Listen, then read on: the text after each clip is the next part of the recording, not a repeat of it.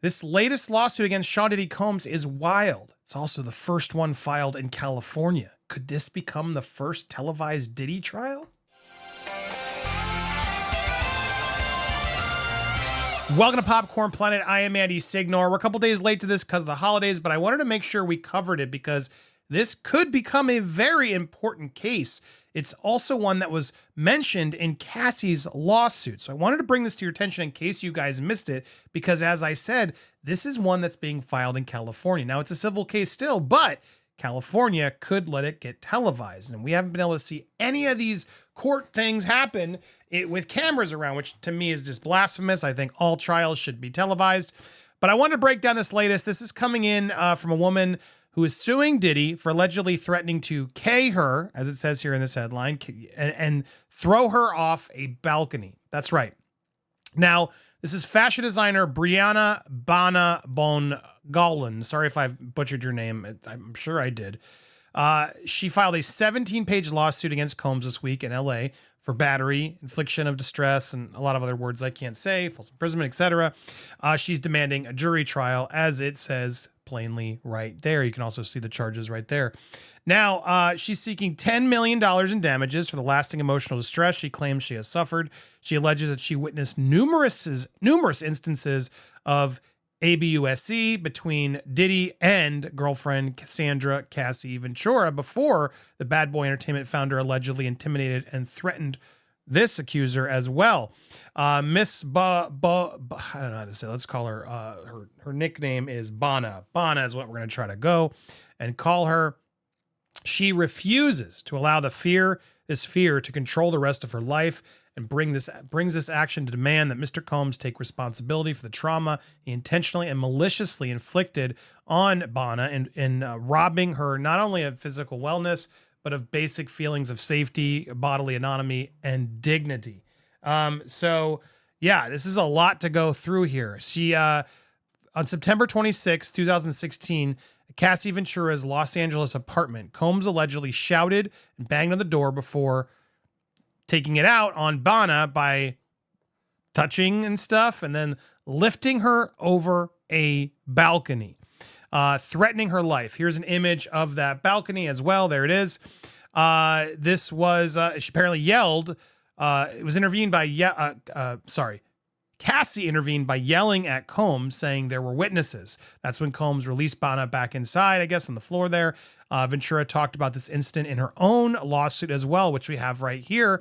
Mr. Combs was severely intoxicated, and at one point during the night picked up one of Miss Ventura's friends like a child and dangled the friend over the balcony of the 17th floor hotel suite. Miss Ventura and friends were scarred by Mr. Combs' erotic behavior. Miss Ventura was heavily sedated because of the substances she took to participate in the freak-offs, and therefore was unable to respond to Mr. Combs' terrifying behavior. So this is something that has previously been mentioned in the case. Now, she talked about that in the lawsuit. She also said, mentioned that the station, etc. But Bana is now documenting instances beyond this and actual instances of ABUSC against Ventura by Combs. They appeared and become more reoccurrent from then. She talks about it in great detail. A lot of stuff in here that's just incredibly tough to read. He would also apparently text her angry that she had not answered his calls.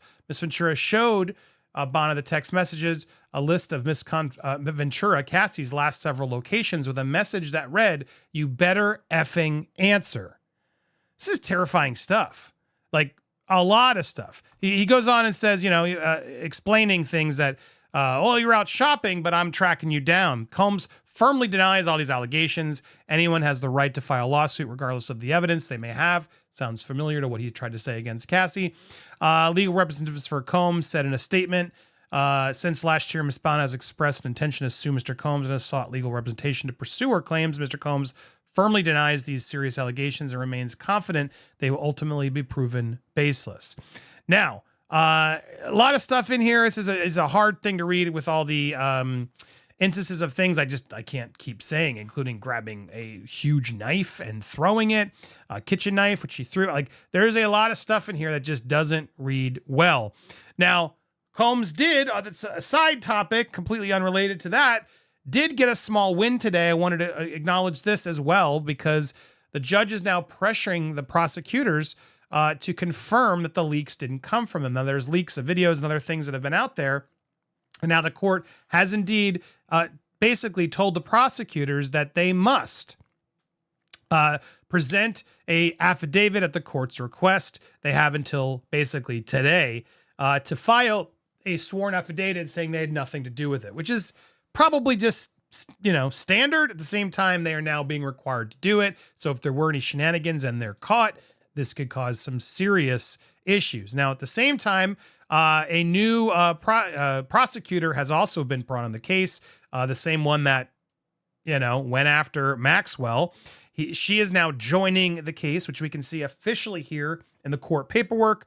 Undersigned attorney requests the clerk to note their appearance in the case and add the filing. Now, as we know, Damien will be stepping down soon. I guess now we at least know Maureen Comey, which we, from, the name, is now joining the assistant attorney. So at least there's going to be someone in transit as Damien's exiting.